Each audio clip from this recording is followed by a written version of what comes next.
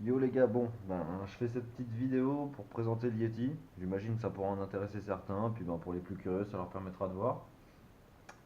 Donc voilà le petit Yeti. Hop, je sais pas si on va bien voir sur la vidéo. Donc c'est la version kit. Donc c'est moi qui l'ai peint. Bon, on peut voir déjà, on va commencer sur la carrosserie, on peut voir la peinture. Bon, je suis loin d'être un expert, je sais pas si on voit bien à la caméra. Bon voilà, il y a des petits défauts par-ci par-là, mais ça ira bien. De toute façon, en deux sorties, il est sale. Donc, on va commencer tout de suite. Déjà, je vais l'allumer. Je vais vous montrer un peu le kit LED. Alors, off.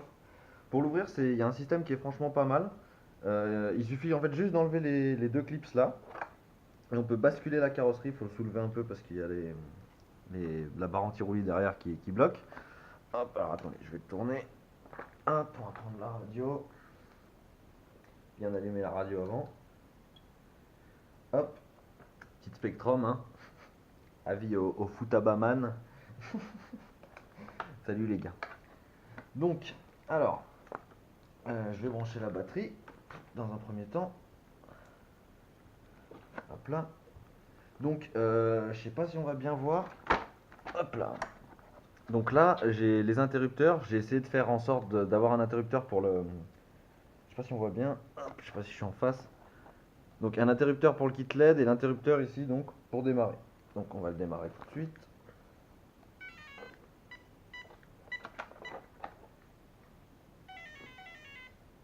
Voilà, donc là il est démarré. Le Castle il a fait sa petite mélodie. Donc je vais vous présenter tout ce qui est équipé là-dedans, les modifications que je vais certainement faire dans un premier temps. Donc là on a le petit interrupteur, je ne sais pas si vous voyez, pour les LED. Hop, je vous montrerai le kit LED juste après. Donc déjà première différence de la version kit par rapport à la version RTR, c'est qu'on a la possibilité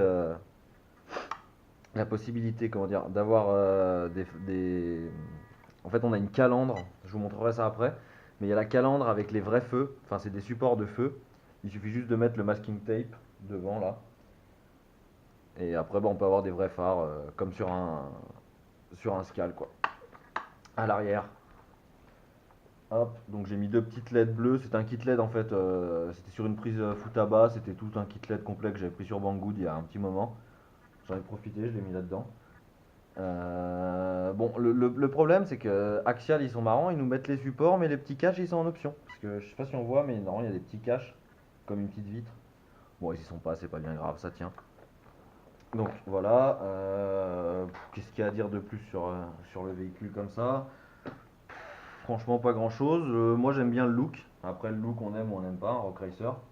Bon la couleur vert, hein, bien sûr chacun prend sa couleur. Non je pense que là on va l'ouvrir.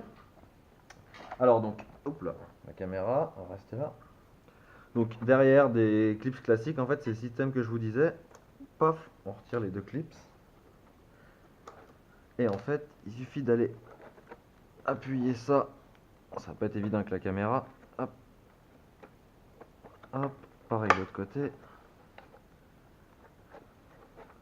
Hop là. On va l'éteindre. Donc, on va commencer. J'ai mon décor. Hein. Catastrophe. Catastrophe. Mon cache-misère. Alors, donc, la carrosserie qui est constituée donc d'une cage. À l'intérieur, c'est tout un Lexan. Enfin, il y a la cage qui est en ABS, plastique ABS, je pense. Et donc, du Lexan, on a les pilotes là. Et toute une cage, hop, enfin, toute une carrosserie dans un seul bloc. Et un toit en plus. Donc le kit LED, je sais pas si on va voir. Donc là, il y a les phares devant qui sont insérés dedans avec une espèce de petite cale qui fournissent avec et les petites vis. Donc très simple à installer si on a un kit LED classique.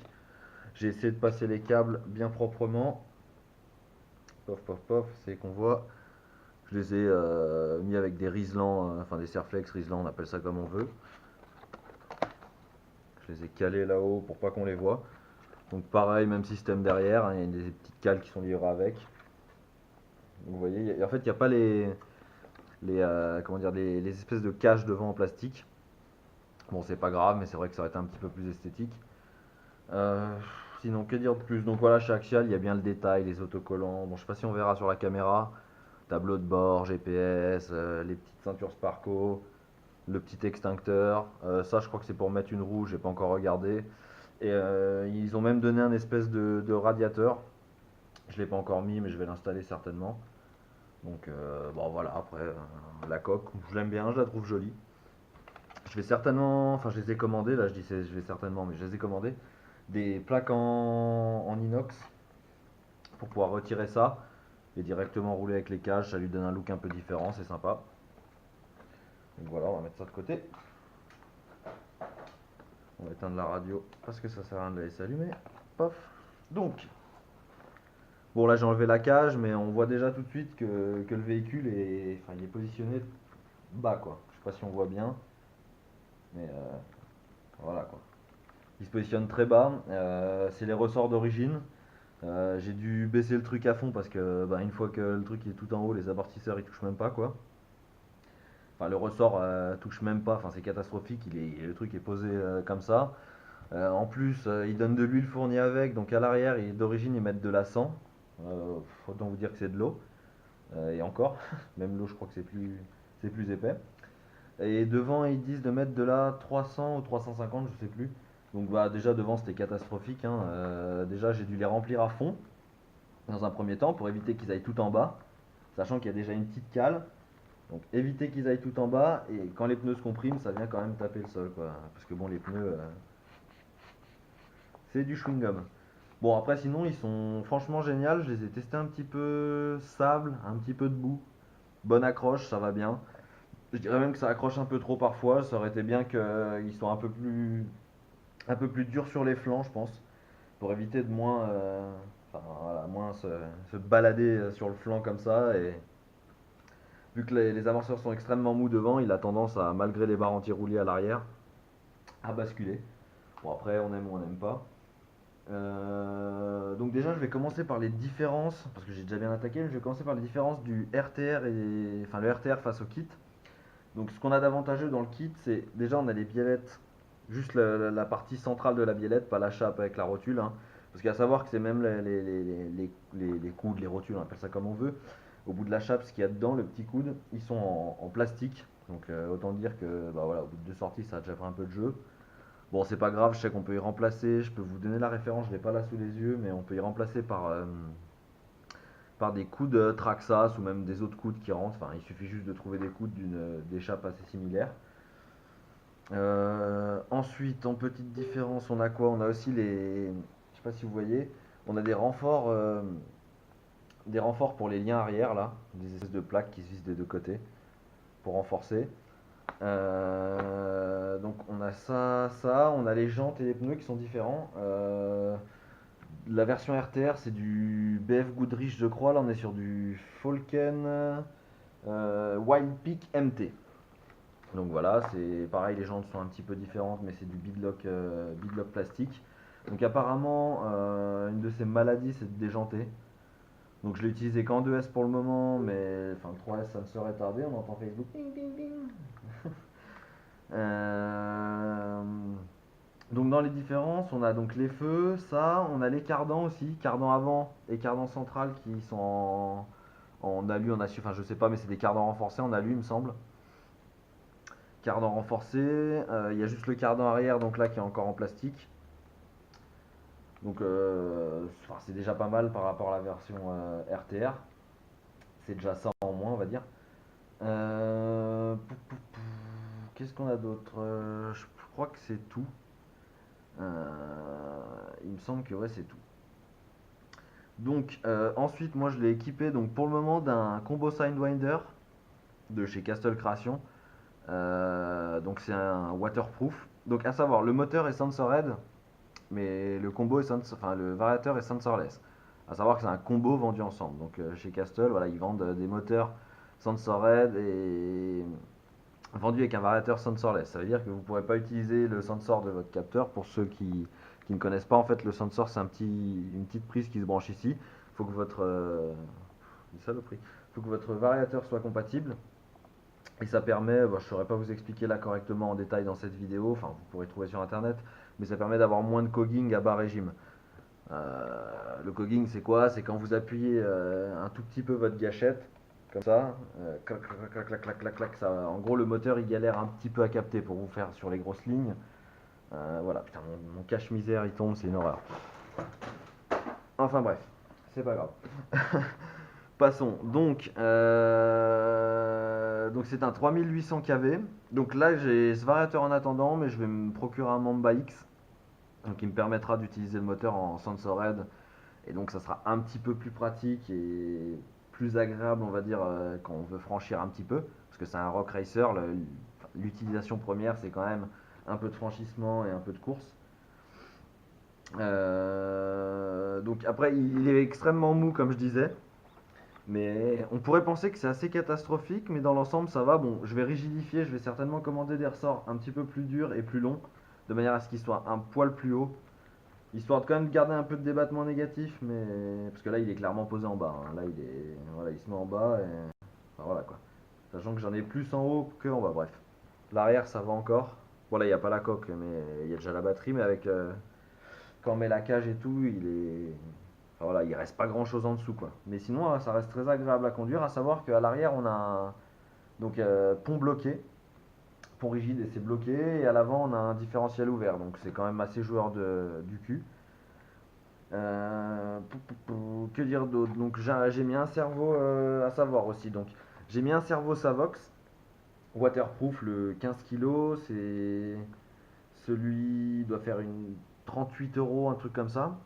Donc j'ai eu un petit problème en voulant l'installer, c'est que le servo Savox est quand même relativement, comment dire, relativement long. Et en fait j'ai dû sortir, jouer de la Dremel comme on dit. Je sais pas si on voit, il y a comme des rainures en bas dans le châssis. En fait il y a une rainure faite pour passer des câbles, parce que à savoir sur ce véhicule, ils nous ont laissé le choix si on veut installer l'électronique. Donc ici, on a un autre compartiment donc ici. À savoir que donc celui-là est étanche à la poussière, mais il n'est pas réellement ouvert. Peut-être faire passer le câble par ici, je pense. Celui-là, il est ouvert, mais ils n'ont pas donné la petite encoche qui va avec. Enfin, l'encoche, l'espèce de joint qui se met dans l'ouverture. Et ensuite, on a le boîtier radio qui est accessible depuis ici. Mais en fait, je sais pas si on va voir. Tous les câbles partent là-bas en dessous. Enfin voilà, c'est pas très pratique. Enfin, c'est pratique sans être pratique. Euh, c'est les boîtiers axiales, ils sont assez petits. J'ai à peine réussi à rentrer un SR4210 Spectrum, un 4 voies avec AVC, donc ils sont quand même gros, mais voilà, rien d'excessif. Je l'ai rentré pile poil tout juste. Après, bon, avec tous les câbles, machin, pas très évident. Donc j'ai eu un petit souci, enfin j'ai un petit souci, je m'en étais même pas rendu compte. Je m'en suis rendu compte tout à l'heure. J'ai cette pièce, l'espèce de monture en fait qui tient l'ensemble de direction, qui s'est craquelée ici, là. Je sais pas si on voit. Et ici, donc ça fait que cette pièce est plus en un seul bloc. Donc est-ce que c'est grave? J'irai pas jusqu'à dire grave. Ce qui est grave, c'est qu'il a deux sorties en 2S. Bon après c'est la partie la plus fine tout ça, mais c'est vrai que enfin, je comprends pas. Je vais certainement remplacer la pièce par de l'alu. Il faut juste que je trouve parce que c'est pas évident à trouver. D'ailleurs, s'il y a des possesseurs d'Yeti qui ont déjà remplacé cette pièce et que vous avez un lien, ben, en fait, c'est toute la partie là. Enfin, je suis preneur. L'histoire, c'est que j'ai pas pris spécialement de gros chocs. Enfin, j'ai pris un petit choc hier sur une pierre. Enfin, rien de bien ouf, mais il y avait rien. Enfin, juste derrière, il y avait rien. Et là, tout à l'heure, je m'en suis rendu compte. Donc, je sais pas à quel moment j'ai fait ce truc-là. Donc, a priori, ça n'a pas l'air de causer de soucis parce que bon, on sent que la pièce travaille un peu, mais enfin, ça se tord pas ou quoi que ce soit. Je prévois de rouler, donc je sais pas si je vais enfin, je sais pas si je vais tourner tout de suite en 3S étant donné que ça peut peut-être causer un souci ou enfin endommager quelque chose d'autre. Je vais essayer de regarder plus en détail. Je vais continuer de chercher sur internet pour trouver. Parce qu'en fait, j'ai trouvé du GPM, mais 55 euros la pièce, bon, surtout pour du GPM. Ceux qui connaissent GPM, la qualité, bon, rien de bien ouf. C'est du plastique, c'est de l'aluminium moulé en général. Enfin, j'ai quelques pièces GPM, bon, je les ai pas là, mais je vous aurais bien montré. Enfin, ça pèse trois fois rien, on sent que ça se tord facilement, c'est pas ouf. Donc, bon, après, ça fera un petit peu plus le taf, je pense. D'ailleurs, je sais même pas pourquoi le plastique a craqué, c'est vrai que. Je sais pas, peut-être que la pièce avait un défaut au début, j'y ai pas vu. Je sais pas. Bon, en tout cas, voilà, c'est le premier souci que j'ai. J'espère que ça va être un des seuls premiers, enfin surtout sur des petites conneries comme ça. Après, bon, le véhicule est quand même constitué de, comme beaucoup de véhicules à leur sortie de carton, on va dire, de plein de plastique.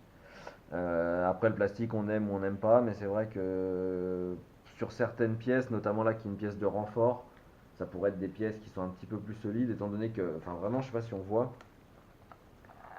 c'est, ça va être un petit peu galère. En fait, c'est la pièce de renfort, c'est en deux parties. Il y a le châssis là, et il y a une pièce de renfort qui vient tout consolider pour tenir le sauve-cerveau et tout. Et c'est vraiment la partie la plus fine, donc là, et pareil l'autre côté. Donc enfin, cette partie est vraiment très fine.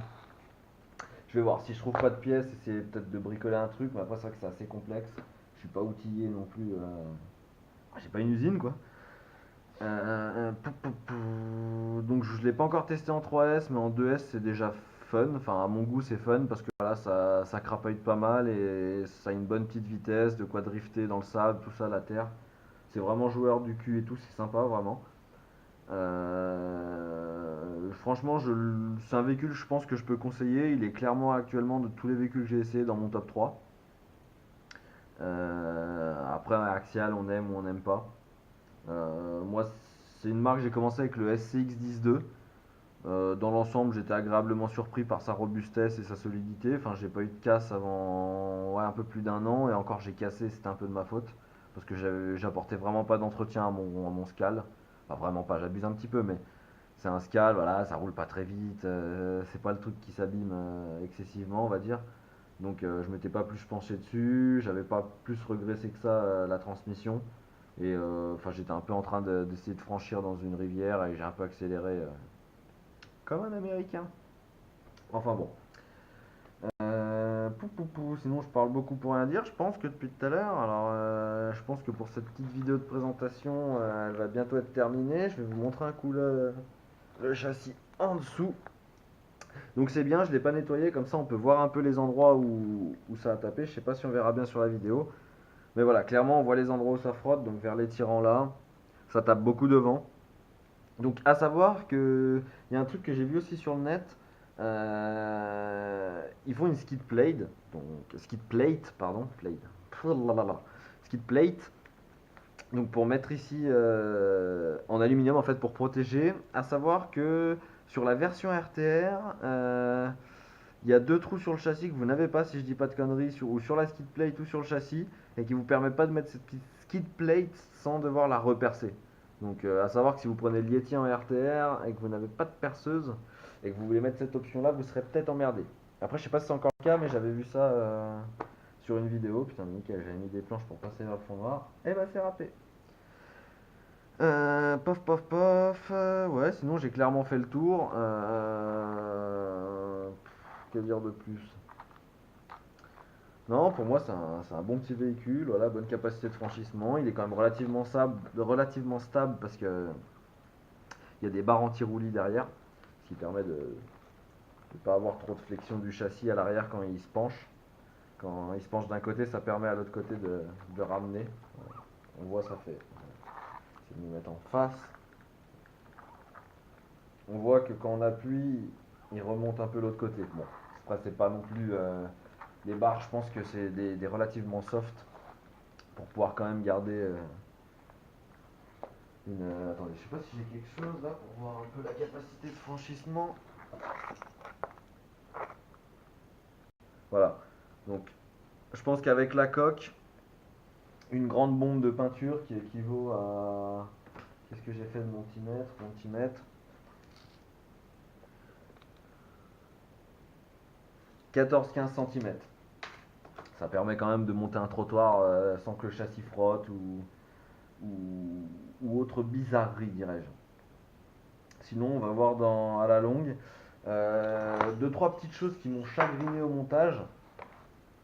Le système qui maintient l'amortisseur arrière. Alors en fait, il y a donc deux trous là pour fixer l'amortisseur. Vous venez donc vous mettez votre coude. La vis, vous la passez à travers ce petit bloc là, cette pièce, et vous venez la visser. Donc c'est une pièce plastique qui, à peine on serre, elle finit par se tordre. Il demande donc pour consolider Je sais pas si on va voir de remettre un autre coude avec une vis là, mais bon, très honnêtement, cette pièce là, ça se tord en un temps.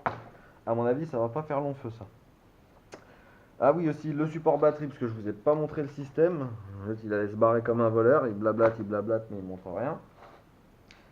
Alors, petit clips, ici. Hop, on ouvre le bac, je vais la débrancher pour vous montrer.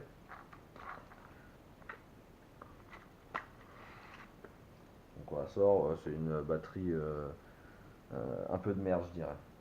Parce que elle a un bon taux de décharge. Je l'ai toujours entretenu correctement. Bon, je l'ai eu d'occasion, hein. Je l'ai toujours entretenu correctement, mais elle a fini, je sais pas si on voit, elle a fini par gonfler un petit peu. Bon, elle fait encore le boulot, mais au prix où ils vendent ça, surtout pas acheter ça. Enfin, moi, c'est mon avis, hein, mais moi, je dirais, Dynamite, ces batteries-là, elles valent aux alentours de 70 et en 3S 100 euros, je crois, 120 euros. Enfin, il y a clairement mieux pour moins cher. Donc, le rail à batterie, il est ajustable en fait. Vous avez une pièce là qui forme un espèce de X. Elle est vissée aux quatre coins, vous dévissez, vous ajustez en hauteur comme vous désirez selon les batteries que vous avez ou la batterie que vous avez. Blablabla. Faut vraiment que j'arrête. Donc voilà, je pense avoir fait à peu près le tour. Si vous avez des questions, n'hésitez pas. Sait-on jamais.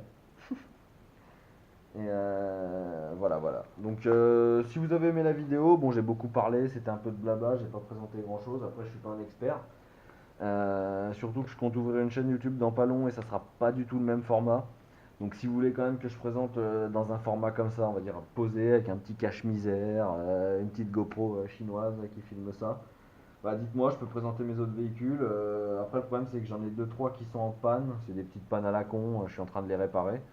Parce qu'on a beaucoup bâché cet été, voilà, les potes qui viennent, la RC, ça bâche, ça bâche, ça bâche, ça casse, ça casse, ça casse, et ça pose sur l'étagère et ça répare pas. Et donc voilà, bon bah dites-moi si ça vous a plu, et puis si ça vous a plu, bah, je pourrais en refaire dans le même format. Allez, ciao tout le monde.